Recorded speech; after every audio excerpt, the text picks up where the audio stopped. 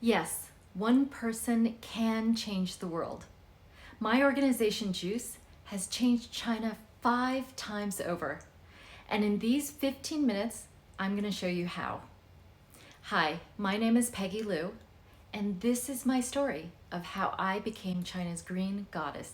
As the head of a leading environmental organization that has been at the heart of the greening of China since 2007, I've been a catalyst for societal scale change to better personal and planetary health for almost a decade and a half.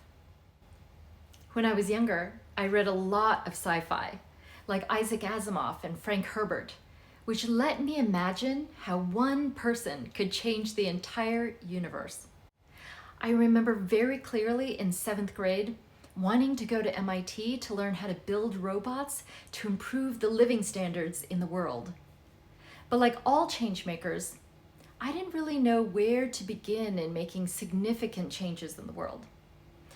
I felt like a small Chinese girl, powerless to make an impact. In fact, when I first started JUCCCE to combat climate change in China through international collaboration, one advisor remarked that some people, Peggy, will tell you that climate change is an insurmountable problem. Another advisor said that this problem was like a tsunami, and my main concern will be how to stay on top of the crest. Do those struggles resonate with you? When you feel insignificant and powerless, remember that to the small portion of the 7 billion we help, we have saved their entire world. I found that helping a single person change their life brings me so much joy. And improving the lives of tens of millions, if not billions of people is an adrenaline rush. Being in service to humanity is addictive. My journey at JUCCCE started when I created the first public dialogues between US and Chinese government officials on clean energy. This multidisciplinary bilateral conversation with over 400 attendees catalyzed momentum in the clean energy industry that led to China's leadership in clean energy globally. None of this historic moment was part of a grand plan. I wasn't a clean energy expert. I didn't want to get involved in politics, and climate change seemed like a daunting mission. If I had made a decision to get involved based on analyzing the situation, most likely I would have not chosen to dive in headfirst and commit 10 years of my life to JUCCCE. But at the moment that I decided to found JUCCCE, and every moment thereafter, I listened to my gut and I just jumped in. I magnetized people to the mission and energized movement after movement. In hindsight, I've learned that I needed to throw away my engineering mind, my McKinsey critical analytical thinking, my Chinese discipline, my entrepreneurial business plans, and truly follow my heart and gut in order not just to climb the ladder, but take off on a rocket. I've also led JUCCCE through revolutionizing China's electrical grid by introducing smart grid technologies into China. From a simple white paper describing what smart grid looked like and how it could benefit China, to today, when China is now the leader in smart grid in the world, looking back on how we accomplished this in a short period of 3 years, I realized that there are only 2 grid companies in China, and one of them is Goliath, covering 80% of the landmass. In that China state grid, there was only one single department that looked at new innovative technologies. And in that department, only 2 people were authorized to talk to foreigners. So by surrounding these 2 people with experts from US, Canada, and Europe, and creating a safe space within our 3 summits to talk about possibilities, we were able to get State Grid to commit $7.2 billion into implementing smart grid across China by 2020. In hindsight, I recognize that this was an acupuncture point for changing the entire skeleton of electricity use across China. My job was to find the real decision makers, the real key influencers, and empower them with possibilities and solutions in a safe space that fully allowed them to create their future. At the same time, after the founding of JUCCCE, the Vice Minister of the Ministry of Housing and Urban Rural Development asked us to teach the first ever classes on how to build eco-cities at the National Academy for Mayors in China. We went on to teach 1,000 mayors and central government officials across China and started an eco-city movement. We brought in experts from around the world to share best practices and city-scale solutions to Chinese mayors of cities large and small. China now is the global leader in implementation of sustainable solutions at city scale. Here's a little-known secret about how the Chinese government is run. All government officials have to take a mandatory 12 days of training each year, or even longer if they're about to be promoted. This is China's key tool to managing giga-scale change at giga-pace without creating massive chaos. This is how they push out new policies and best practices throughout this training channel across China. In hindsight, I recognize that all of these mayors are acupuncture points for their change in their cities. And being allowed to lecture at 3 academies over the years allowed me to adjust the entire meridian system of China. JUCCCE also triggered the shift in using incandescent light bulbs to energy-efficient light bulbs, swapping out old light bulbs for new CFLs across 8 cities. To start this movement, we had the help of GE Lighting, Philips Lighting, company executives from L'Oreal to Citibank to PwC and more, and the famous actress Li Bingbing, and China's first top supermodel, Du Juan. China's building codes now mandate energy-efficient lighting, and China is now the global leader in LEDs. In hindsight, I realized that it was more than just celebrity names that helped to make this change, because there's an awful lot of campaigns with celebrities attached to them that simply haven't worked. The key to our success was doing it collectively and publicly and from a place of joy. And the way that we involved celebrities wasn't about focusing their energies on something that was wrong in society that needed to be fixed, but rather to help us amp up the joy of everyone partaking in this movement together. This heart-based energy helped create a new social norm, and it helped create a new way of living that everyone wanted to thrive in.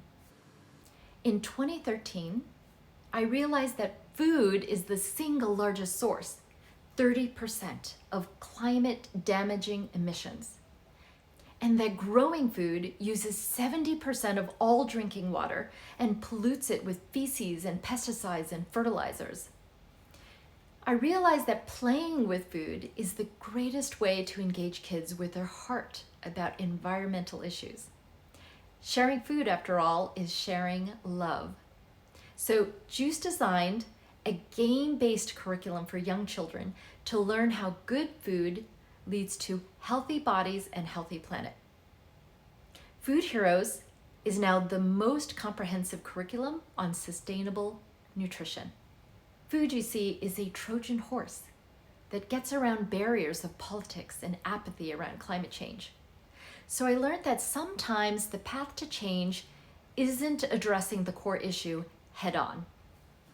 One of the most astounding successes of JUCCCE was when we started a countrywide conversation on reimagining prosperity sustainably, which led to the national slogan, China Dream, on billboards everywhere. I once asked my nanny, Cui Fengqing, who must be over 65 now, what was her dream when she was younger? She was sent from the urban setting of Shanghai to a rural village to plant rice for 7 years during the Cultural Revolution. She couldn't go to school, so she tried to read to educate herself. There was a famine across the country, So only once a year, the government would come by and give the household frozen eggs so they can make egg dumplings to celebrate the Chinese New Year. When I asked her what was your dream when you were younger, she said she didn't have one. She didn't dare to have one because they were only worried about day-to-day survival. For me, crafting the China Dream conversations meant giving permission to everyone that they could have a dream, an audacious dream. By dreaming together, we see that it's okay to ignite our belief that there is a better tomorrow where everyone lives in harmony and with dignity, one that they couldn't have imagined for themselves before. In 2010, I had come to the conclusion that JUCCCE couldn't only spend our time on sustainable energy infrastructure. We also needed to change people's behavior to reduce our impact on nature. So I spent some time researching what groups had been successful in changing attitudes towards contraceptive use, towards road safety, towards smoking, towards normalizing LGBTQ communities. I went around the world and I sought out behavior change experts. I met at Davos a professor named Sheena Iyengar from Columbia University, and she said something that has shaped everything that JUCCCE has done since then. She said, feelings win over facts. If your brain says, hey, I'm the expert, let me give you all this data about why vegetarian diets are good for you, or why clean energy is better than coal and oil, just listen to me and change your behavior. Well, that doesn't actually work. The only thing that changes behavior is when you make somebody feel loved and special, and you feel like this new behavior is going to add to your personal prosperity. I realized that we needed to retell the story of sustainability by reimagining prosperity. We needed to stop speaking to people's heads and speak to people's hearts. We needed a new love story between people and planet. But to lead this China Dream initiative in this direction, I had to first make a huge shift in myself to open my emotions. Because you see, I went to MIT and studied computer engineering to build robots and change the world through technology. And I wrote and lived by business plans and spreadsheets as an entrepreneur to birth companies. And because in Chinese culture, in my generation, you don't say, I love you to your children. So honestly, I couldn't do it by myself. So the universe brought me to the global creative director of JUCCCE and JUCCCE. Julian Bora and his team created a methodology to help reimagine prosperity and retell the story of sustainability through a series of workshops. And we asked them to draw out their China Dream in pictures and use emotional words. In these conversations, we focused people's attention not on what they didn't want in their lives, but what they did want. And we asked them to ignite their imagination and paint the world as you wanted it to be. In hindsight, China Dream swept the imagination of the nation and our president because we started to single-mindedly focus on the world that we want as if it were real now. To change the world, be the director of the movie of the future you want. To figure out what kind of world that you want to paint, just follow your curiosity. Follow your sense of magical wonder of what could be, and follow your joy. Love every detail of that world. Describe that world to others with such passion that people are drawn into that world. I call this storytelling for a purpose, where imagination becomes reality. So yes, one person can change the world. It starts with that one person's imagination, magnetizing like-hearted people to act as one together. My greatest learning is that to transform the world, we must first transform ourselves. We need to remove the barriers that separate us from one another. We need to connect through our hearts and not just our minds. On the last day of the last year of the last decade, my kids and I were eating together just outside the heart of Pele, the goddess of fire and volcanoes, the creator of sacred Hawaiian islands. My 102-year-old grandmother had just passed a couple weeks earlier. So as I sat in front of them with the clock ticking towards midnight, towards the end of the decade, I felt this pressing need to lean in and share with them the secret to life, the universe, and their purpose. I said, when you feel unsure of yourself, just remember that you're already successful. You are completely loved, and in fact, you are love itself.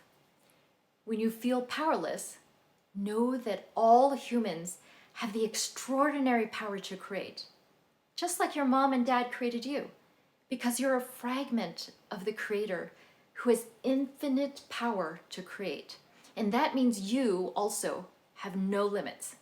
Your opportunities are endless and bounded only by your imagination.